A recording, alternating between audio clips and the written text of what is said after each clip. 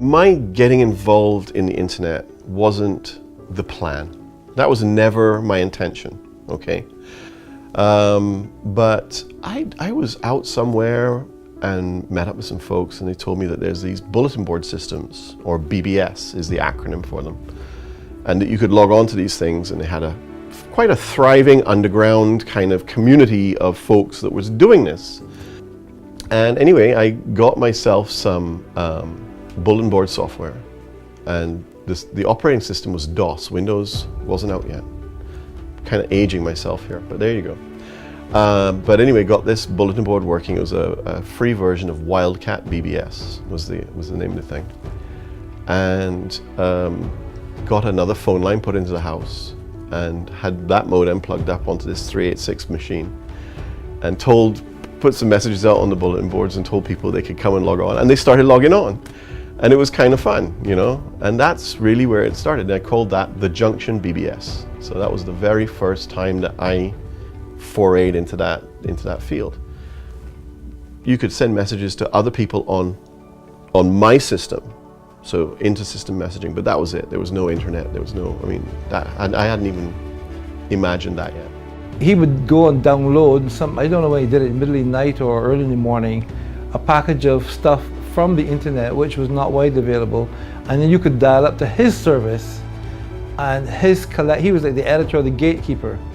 And I said, how do you do all of that every night? He said, I just like to do it. And he offered a wide variety of news and features and, you know, package that you would then pay a small subscription fee. Now, I know everyone would laugh at that, but in those days there was no internet. He was the internet as far as I was concerned, if you wanted to get beyond the borders of just a news agency. People really started to come on board, so I was very lucky with that. I mean, several of the politicians were using it, lawyers were using it, newspaper journalists were using it.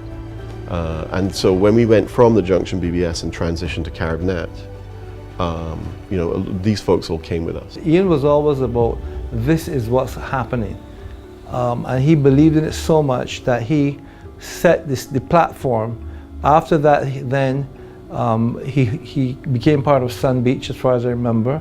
And Sun Beach was very entrepreneurial, and they brought the dial-up service to Barbadians in a big way. They blazed the trail, and they showed the big competitor where the market was.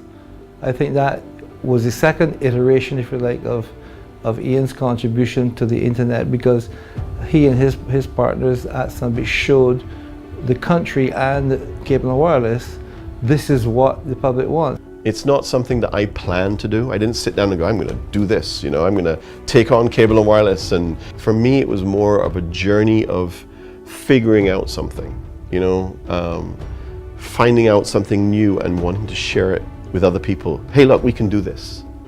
You know, isn't this cool? Hey, we can go on the web. You can build your own website. I wasn't, you know, it was a business, so I was doing it to make money and live, but it was that was never the rationale behind it. I just liked doing it, you know? It was just fun and interesting, and I was learning so much. And when we thought back of the contribution he made in terms of bringing the internet here to Barbados, and the tenacity that involved under the circumstances of there being a monopoly, it was good to be able to step back and actually tell people the story, because it's a real travesty when you think about it that people don't know the struggles. We take it for granted now, right, that the internet is there and it will always be there and it has always been there. But how I look back in the 90s and the struggle that it took to bring it here, I think is something that people ought to know. I don't know what the bandwidth is into the island now, but I mean, when I started out, we started with 64K. That was all the bandwidth for internet for the island. That was it. Look at what we have now. All right, we've got fundamental changes in how we live based on what's happened on the internet.